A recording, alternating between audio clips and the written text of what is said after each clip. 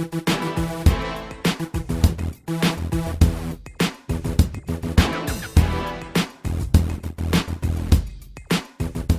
学你好，我们今天呢开始学习一门新的课程，这门课程的名字呢叫做摄影艺术创作。摄影呢是一门大家都比较喜欢的这样的艺术形式，很多人都希望自己呢能够拍出比较好的摄影作品但是呢，什么样的作品才是一个比较好的摄影作品呢？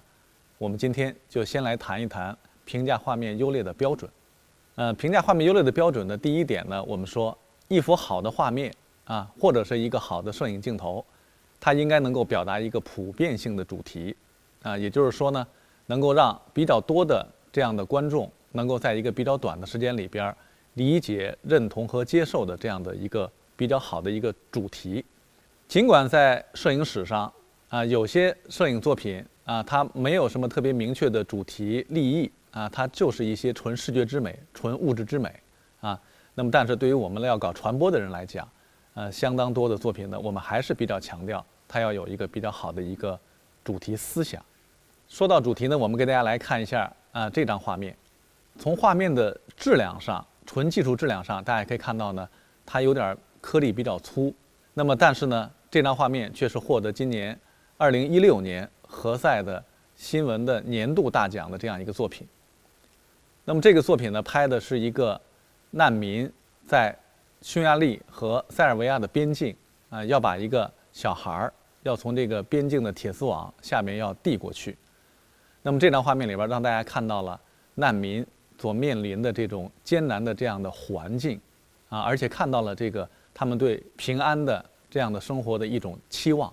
大家都可以想得到，作为一个父亲，当他没有办法很好的保护自己的孩子的时候，那么这种心理的这种伤痛，这种感觉是非常非常强烈的。那么评价画面优劣的第二个标准，我们说一幅画面它应该有比较好的形象的表现力摄影呢它是通过视觉来表现的这样一种艺术那么画面形象的能不能对主题立意很好的表现出来，这个就非常的重要。它跟我们用语言表达、用文字去表达这个方法是不太一样的。说到画面的形象表现力，我们来看这张画面。不知道当您看到这个画面的时候，你的感觉是什么样子这个画面我们看的时候，第一感觉应该还是觉得视觉上比较有震撼力。这是一张拍摄的2015年中国天津港爆炸的画面。这张画面是用无人机来拍摄，大家看从高空拍摄出来，地面上有一个被爆炸带来的一个巨大的这样一个坑，周围被炸毁的那些集装箱还有那些汽车从这样一个视角去拍摄的时候呢给我们带来一种像一个抽象的画面的具有一定的美感的这样一个视觉的效果。所以这张画面呢在视觉的形象的表现力方面还是比较强的。那么第三个评价画面优劣的标准画面呢要具有比较强烈的情感的力量。我们讲摄影它是一门艺术艺术对人的影响呢不是靠说教不是靠所谓的理性的东西它更多的时候是靠形象的塑造，然后呢去影响人的这种情感从而让人呢去进一步接受这个艺术作品想传达的这样的一种观点、一种思想、一种内涵。那么这张画面叫做春运中的母子。那么大家可以看到这张画面拍的是当年北京西客站的春运期间候车大厅里边一个幼小的孩子跟着他的妈妈在这等车那么这位妈妈呢，大家从画面形象来看，她不是一个在大城市里边工作的一个白领的形象感觉是一个来北京打工的这样一个女性的形象。那么她带着这个小孩，这个小孩呢已经很饿妈妈呢弄了一碗方便面为了为孩子方便，她要把方便面舀成小节来喂这个孩子，而下边孩子呢就像一个小鸟一样嗷嗷待哺的感觉在这张着嘴。那么这张画面通过这样一个普通的场景一个细节的一个场景，让人们感受到了当年在中国的这个铁路还不够发达的时候，人们在春运期间坐火车那种比较艰苦的那样的一种情况那么这张画面里边也有很强烈的这样的情感的力量会影响到我们观众。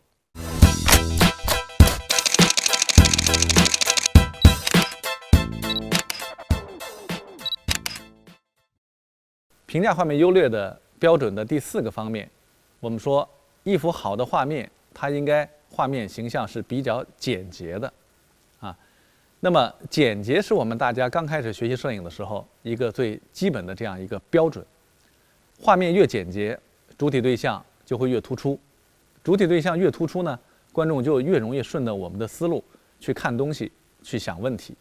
啊，所以大家刚开始拍东西的时候呢，首先要学会把画面拍得比较干净，啊，也就是说呢，把画面拍得比较简单。凡是在画面当中留存的景物，都应该对主题表现是有用的，啊，那些多余的繁杂的景物，我们可以把它省略掉。我们来看这张画面，古镇遗风。这张画面呢，大家看是一个非常具有中国传统绘画特点的这样一个画面，黑白分明啊，而且这个反差也相对比较大一些，使得画面显得非常的干净，有一种中国的传统的水墨绘画的一种感觉。在这样一个比较简洁的环境当中啊，走着一个穿着红色衣服的这样一个打着雨伞的这样一个女子的身影。由于慢速快门的作用，我们可以看到这个女子的身影呢也是虚化的，更加增强了整个画面的这种比较虚无缥缈的、比较淡雅的这样的一种意境。所以这个画面我们看起来以后呢，第一感觉大家会觉得，哎，跟我们日常生活里边看到的那个现场的场景，它是不一样的。它显得比较的干净，比较的简单啊，不像我们看到的那样的繁杂啊，那么的庞杂。评价一个画面优劣的第5个标准，我们说一个好的画面，它应该具有一定的形式美感。我们从简单的方面来评价一个人拍的画面好和坏啊，优和劣啊，有一个直观的一个标准就是什么呢？你看这个画面拍的形式感是不是比较好啊？是不是比较有特点啊？这是一个最基本的一个方面。对于画面形式美的这样的要求呢，是我比较强调的一点啊。通俗来讲，就是我们学过摄影的人拍的画面，要和那个没有学过摄影的人拍的画面呢，哎，直观上看上去应该不一样。那么在形式美的基础之上，我们再去比较好的去传达我们的主题啊，而且形式好，很多时候它对主题的表现是会起到很好的作用的。说到画面的形式美，我们来看现在这张画面。这张画面大家可以看到非常的轻灵，在画面当中我们可以看到有虚实的对比啊，有明暗的对比，有动静的对比，而且在画面的构成上啊也是比较有特点的。这只鸟处理在了画面的偏左的位置，而不是放在一个正常的偏右的这样的位置上，所以这张画面给我们的感觉既轻灵啊又有动感。所以这种画面我们看上去以后啊，和我们日常生活当中随手拍的那种画面还是有明显的区别啊。那么只有一定的形式美感的画面，我们说它才能够上升到摄影艺术的这样的一个高度上啊。所以这个大家以后在拍东西的时候啊，还是要在一些摄影的技术技法方面，还是要做一些基本的这样的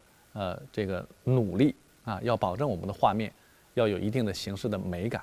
好了，我们今天呢就是讲到这样几个方面啊。总结一下，我们今天讲的是评价画面优劣的标准啊，几个标准。第一个方面，我们说一幅好的画面应该有一个普遍性的主题。